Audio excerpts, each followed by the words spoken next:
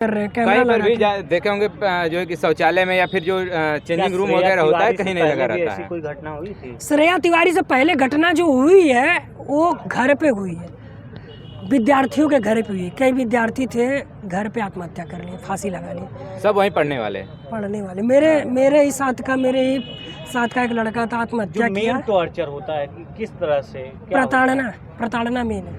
हाँ। किसी भी चीज़ को ना छोटी सी बात को बड़ा बनाते, खींचते लंबा, बेइज्जत कर देते हैं। क्लासों में जो है र्यूमर्स फैला देंगे उल्टा सीधा। बच्चा किसी को मुंह दिखाने लायक नहीं रहता। अब बचपना है, कम उम्र है, तो बच्चे ज़्यादा हद तक सोच जाते हैं कि मेरी इज्जत पे हो गया, ऐसा हो गया, मैं कैसे रहूँगा, लोग मुझको ऐसा कहेंगे।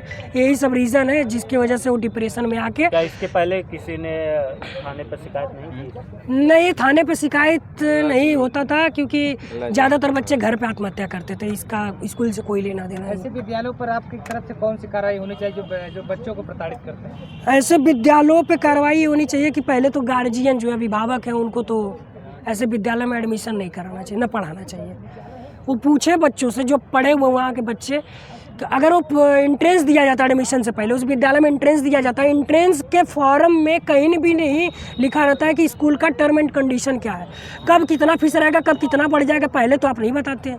पहले आप जो है अपने गुमराह कर लेते हैं, अपने यहाँ बंदी बना लेते हैं।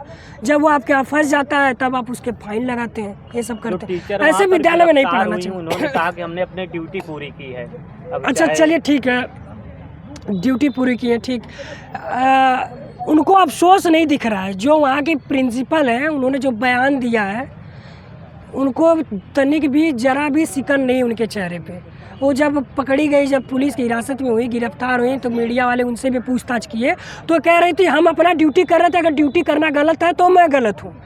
ये बताइए, उनके चेहरे पे जरा भी सिकन नहीं दिख रहा है कि वो भी एक माँ है और उनके सामने एक बेटी ने आत्महत्या कर लिया और उनके वजह से ही किया। मेन वजह वही लोग हैं, प्रबंधक और प्रिंसिपल वही लोग, उनके वजह से आत्महत्या कर ली एकदम नहीं। और विद्यालय में ये पहले पढ़ाया जाता धैर्य रखना चाहिए। इन लोग में बिल्कुल धैर्य नहीं था।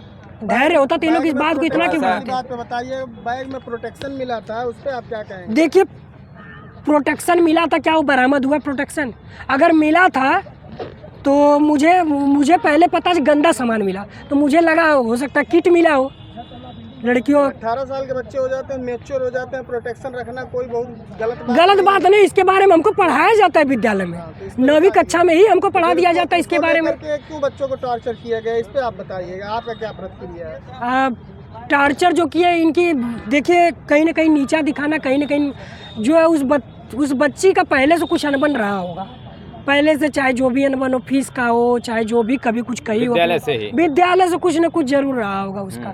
तभी चलिए, जो आपके हाथ में थोड़ा सा वो दिखाइए, कब तक की ये जो रसीदें हैं? क्लास 9th है, सन जो है आपका 2015 का है। थोड़ा सा पास मिला करके दिखाइएगा। जुलाई से सितंबर महीने का फीस है 1700 रुपये। जूम कर लीजिए। कक्षा 9 का ही आपके पास सबसे ज्यादा स्लिप तो कक्षा 9 का ही नहीं, दिख रहा 9 का भी है, 10 का भी पाए थे क्या उस समय?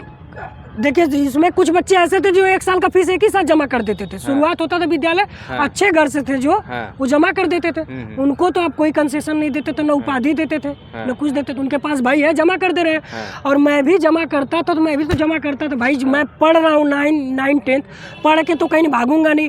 मार्कशीट का वहाँ मुझको काम पढ़ना ही पढ़ना, वहाँ के TC का मुझको काम पढ़ना। अगर कहीं दूसरे विद्यालय में भी 11वीं में एडमिशन लूंगा तो मुझे वहाँ की मार्कशीट चाहिए कि नहीं चाहिए, लगेगा कि नहीं। मेरे पास मार्कशीट है, मैं दिखा दूंगा। आज नहीं लेके आऊँ, नहीं मैं तो दिखा देता। और उस ये बताइए, फाइन हर महीने, मैं हर बार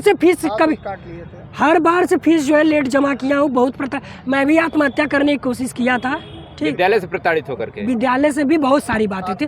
डिप्रेशन में आदमी एक कारण की वजह से डिप्रेशन में जाता, बहुत सारे कारण है।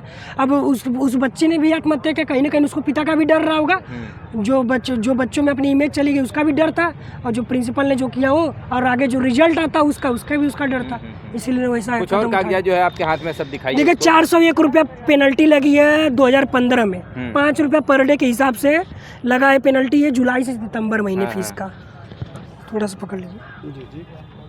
ये देखिए 73 रुपये पेनल्टी लगी है हाँ। अक्टूबर महीने का। सब ये फीस लेट फीस का ही है। ये क्लास 9th का हाँ। लेट फीस है। हाँ, हाँ, ये कोई और पेनल्टी नहीं है कि मैंने कोई जुर्म कर दिया उसका पेनल्टी या मैंने वहाँ का बेंच तोड़ दिया, ऐसा कोई पेनल्टी नहीं है। हाँ, हाँ, फीस का पेनल्टी है। चलिए, इससे तो 153 फीस रुपया, फीस- 131 रुपये, 3131 रुपया तक मैं भरा हूँ, दिखा हाँ। दे। 3131 रुपये एक दिन में आदमी अगर 3131 रुपये कमाने की सोचेगा बड़ी मेहनत करनी हाँ। पड़ेगी मतलब एक दिन इस में महीने कमाई का नहीं। जुलाई से दिसंबर का आपका जो है 6 महीने इतना का फाइन फीस है। मैं देखिए हर बच्चा वहाँ फीस देता था लेट सवेर, और बहुत ऐसे बच्चे थे जो पहले जमा करते थे। बहुत कम, मुश्किल से 5 या 2% बच्चे थे जो लेट जमा करते थे, जिसमें मैं भी आता था। मैं भी, तो आप हम पे, और मैं इसके लिए रिक्वेस्ट भी दिया कि मेरी फ़ाइन जो है थोड़ा सी भी तो मेरा फ़ाइन जो है माफ़ कर दीजिए, हाँ। या तो कुछ कंसेशन कर दीजिए। मैंने कंसेशन भी लिखा इसमें, देखिए कंसेशन तो वर्ड इसको उन्होंने एक्सेप्ट नहीं किया नहीं किया, ना कोई रिजेक्शन का भी मोहर उन्होंने मार के नहीं दिया कि लो मैं रिजेक्ट कर रहा हाँ। हूँ, ना साइन किया। 2016 डेट देख रहे हैं, 26 दिसंबर 2016, और मैंने उस समय चेक से सब पेमेंट किया है। उस समय नोटबंदी हुई थी। अच्छा, नोटबंदी हुई थी। मैं कहा सर नोटबंदी की वजह से पैसा नहीं हो पाया, घर का स्थिति खराब है, मैं खुद से कमाता हूँ, खुद से जमा कर रहा हूँ, कर दीजिए फीस, थोड़ा फाइन माफ़ कर दीजिए। फीस माफ़ की नहीं, मैं कहा फाइन माफ़ कर दिया, थोड़ा सा कंसेशन कर दिया। उन्होंने एक नहीं सुना, बेइज्जत किया। उसके बाद मैंने अपने भैया को भी ये बात बताई जो कि मेरे गार्जियन अभिभावक है, उनसे भी मैंने ये बात बोली। तो कहें ठीक है अगले दिन विद्यालय चलो। अगले दिन विद्यालय बंद था, फिर भी मैं विद्यालय गया क्योंकि विद्यालय का काम होता था। मैं गया, उसके बाद जो है प्रिंसिपल ऑफिस में भी भैया गए, उनको भी जो है भला बुरा सुनाया गया, उल्टा सीधा उनको भी जलील किया गया। प्रिंसिपल ने खुद, और एक के करके थे, के त्रिपाठी, शायद बजरंग त्रिपाठी के सगे भाई होंगे मतलब या चचेरे पढ़ाने, भाई। ये लोग का पढ़ाने का तरीका है कि मतलब इस प्रकार जलील करने का काम है। देखिए पढ़ाने का काम तो टीचर करते हैं। हाँ। जलील ये ये मैनेजमेंट का है। अच्छा। मेन इसमें सब हाथ जो है बजरंग त्रिपाठी का है। हाँ। बजरंग त्रिपाठी का क्या है। लगता है श्रेया तिवारी को न्याय मिल पाएगा, क्योंकि बिल- बताया जा रहा है कि दबंग देखिए मुझे अपने न्यायपालिका पे विश्वास है, ठीक। और जो बच्ची का हत्या किया गया है, चाहे आत्महत्या की है लड़की, कोई ऐसा कदम, इतना ठोस कदम जो है इतने आसानी से नहीं उठाएगा कोई भी आदमी। आज भी मैं उस दिन के बारे में सोचता हूँ जब मैं अपना हाथ काटा था। ये देख रहे हैं, इसमें आर्टरी नस मेरी नहीं कटी थी। आर्टरी नस न कटने की वजह से मैं भी बच गया। अगर कट जाती, खून ज़्यादा बह जाता, हार्ट से डायरेक्ट कनेक्टेड होता, मैं मर जाता। ये देखिए, दिखाइए पास। आज मैं इस बारे में सोचता हूँ तो मेरी रूह कांप जाती कि मैंने कैसे कदम उठा दिया। कोई कह दे हल्का सा आज काट दो तो मुश्किल है, मैं नहीं काट। मेरी अंदर की जो है, जब बोलेगा ही नहीं शरीर की ऐसा करो। चलिए, जाते जाते क्या संदेश देना चाहेंगे अगर जो भी प्राइवेट विद्यालय इस प्रकार प्राइवेट विद्यालयों में जो प्रताड़ना है वो ख़त्म कर दिया जाए, और मैं यही मांग करूँगा कि उस बच्ची को न्याय मिले, और ज़्यादा से ज़्यादा अभिभावक उस स्कूल से अपने बच्चों को निकाल दे। किस प्रकार की न्याय आप मांग कर रहे हैं? न्याय की मांग यही है कि बच्चे जो श्रेया तिवारी का हत्या किया गया है, उसके जो दोषी हैं उसको सज़ा दी जाए, और उनको ये श्रेया तिवारी को जो है न्याय मिले, उनके माता पिता को न्याय मिले, यहाँ पर और प्रशासन किस तरह उनको जो भी आर्थिक मदद हो सकती है, जो भी आर्थिक उनके परिवार की मदद हो सकती है, विद्यालय प्रबंधक के द्वारा दिया जाना चाहिए। प्रशासन का क्या सहयोग मिल रहा है परिवार को? सहयोग कर रहा है परिवार को कितना सहयोग दे रहा है प्रशासन? प्रशासन देखिए 48 घंटा जांच के बाद गिरफ्तार किया है शिक्षक को और प्रिंसिपल को।